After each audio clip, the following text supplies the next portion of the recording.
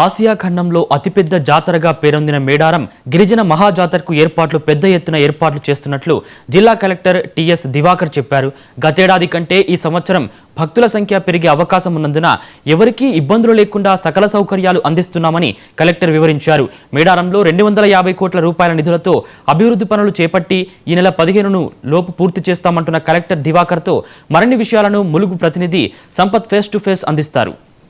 Asia ఖండంలో అతిపెద్ద గిరిజన మేడారం మహాజాతరకు అన్ని ఏర్పాట్లు అయితే చేపడుతున్నారు. మనం చూసుకున్నట్లయితే ములుగు జిల్లా కలెక్టర్ దివాకర్ టిఎస్ రాత్రి పగళ్ళు అనే తేడా లేకుండా 24 గంటలు ఇక్కడ పనులను చేపడుతున్నారు. మనం చూసుకున్నట్లయితే 90 రోజులలోనే ఈ యొక్క గుడి నిర్మాణం పనులు నూతన టెక్నాలజీ రూపంలో ఏర్పాటు చేయాలని చెప్తున్న ఒక టాస్క్ తెలంగాణ రాష్ట్ర గవర్నమెంట్ ఇవ్వడం, దీనిపై జిల్లా కలెక్టర్ గారు 24 అవర్స్ రాత్రి అనే తేడా లేకుండా ఎప్పుడు చూడు 24 గంటలు ఈ యొక్క మేడారం సమ్మక్క సారలమ్మ గద్దెల వద్ద ఉంటూ పనులు చేపడుతున్నారు.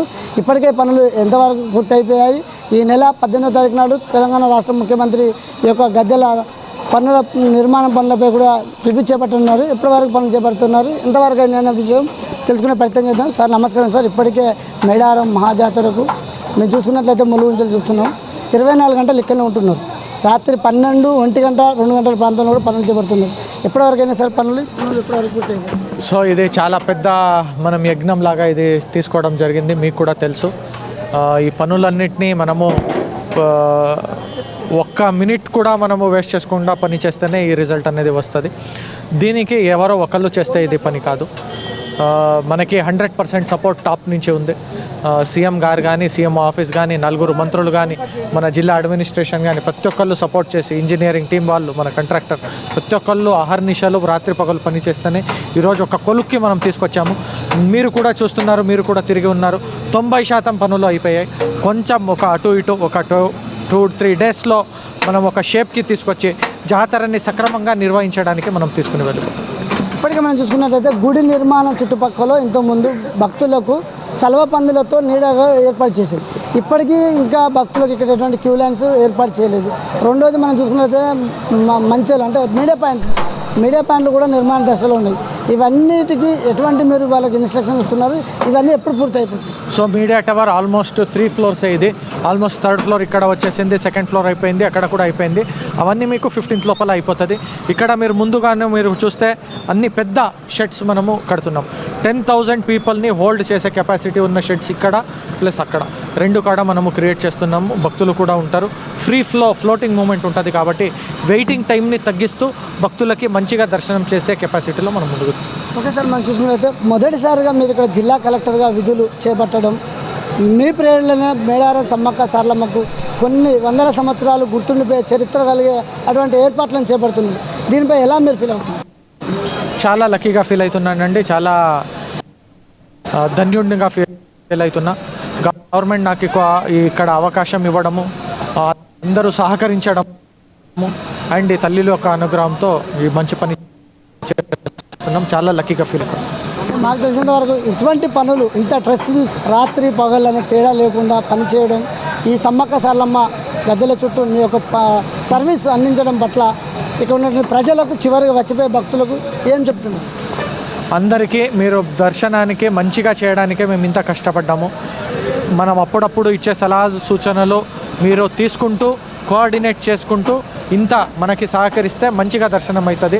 మీరు మాతో సహకరించాలని కోరుకుంటున్నాం. ముఖ్యంగా సార్ ఒక చిన్న విషయం ఏంటంటే, ఇక్కడ భక్తులు చుట్టూ ఇక్కడ వచ్చిపోయే భక్తులు ముఖ్యంగా లేడీస్ కావచ్చు, వారికి వాటర్ సౌకర్యం లేదు, కొంచెం టాయిలెట్ సౌకర్యాలు లేవని అంటున్నారు. వారికి ఎటువంటి ఇక్కడ ఈ చుట్టుపక్కల ఎలా ఏర్పాటు చేస్తుంది? సో మనకి మీరు చెప్పింది వాస్తవమే. ఇక్కడ వస్తున్న ప్రతి ఒక్కళ్ళకి డ్రింకింగ్ వాటర్, శానిటేషన్ చాలా ఇంపార్టెంట్. వాళ్ళకి 100% ఈసారి ఎటువంటి ఇబ్బంది కాకుండా మనం 6,000 toilets and almost 8,000, 6,000 battery of tap systems అన్నీ కలిపి 8,000 వాటర్ డ్రింకింగ్ పాయింట్స్ని మనము ఐడెంటిఫై చేశాము. అడ్మినిస్ట్రేటివ్లీ ఆల్సో 8 జోన్స్ చేసుకున్నాం, సెక్టార్స్ చేసుకున్నాం. 30,000 మంది మనం ఇక్కడ పని చేస్తున్నాం. ఎటువంటి ఇష్యూ కాకుండా చూస్తున్నాం. మనం చూసుకున్నట్లయితే ఇక్కడ పారిశుద్ధ్యం మీద కూడా లాస్ట్ కంటే ఈ ఇయర్ చూసుకున్నట్లయితే యంత్రాంగం కూడా ఎక్కువ పెంచారు. వచ్చిపోయే భక్తులు కూడా ఎవరు కూడా ప్లాస్టిక్ వాడద్దని చెప్పని ఇంతకుముందే చెప్పారు. వచ్చిపోయే భక్తులకు మీరు ఎటువంటి మెసేజ్ అందిస్తున్నారు ఈ మేడారం?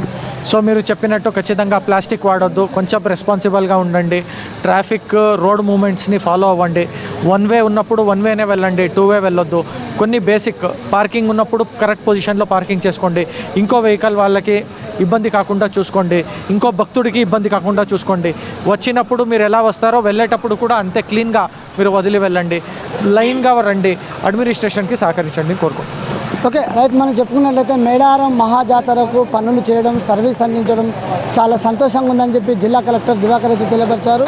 ఏదేమైనప్పటికీ భక్తులు ఈ యొక్క కోటికి పైగా వచ్చేటువంటి భక్తులకు ఎటువంటి ఇబ్బందులు లేకుండా సకల సౌకర్యాలు, అన్ని సౌకర్యాలు అయితే ఏర్పాటు చేయడం జరిగింది. ఇప్పటికే 90% వర్కులు పూర్తయిపోయాయి. మనం చూసుకున్నట్లయితే భక్తులు ఎవరు కూడా ఇబ్బంది పడకుండా ఉండే విధంగా నూతన టెక్నాలజీతో ఇక్కడ ఏర్పాట్లు పనులు కూడా చేపట్టడం జరిగింది. ముఖ్యంగా మహిళలకు డ్రింకింగ్ వాటర్ లేవు, టాయిలెట్స్ లేవంటున్నారు. వారి కోసం కూడా అన్ని ఏర్పాట్లు చేశాము.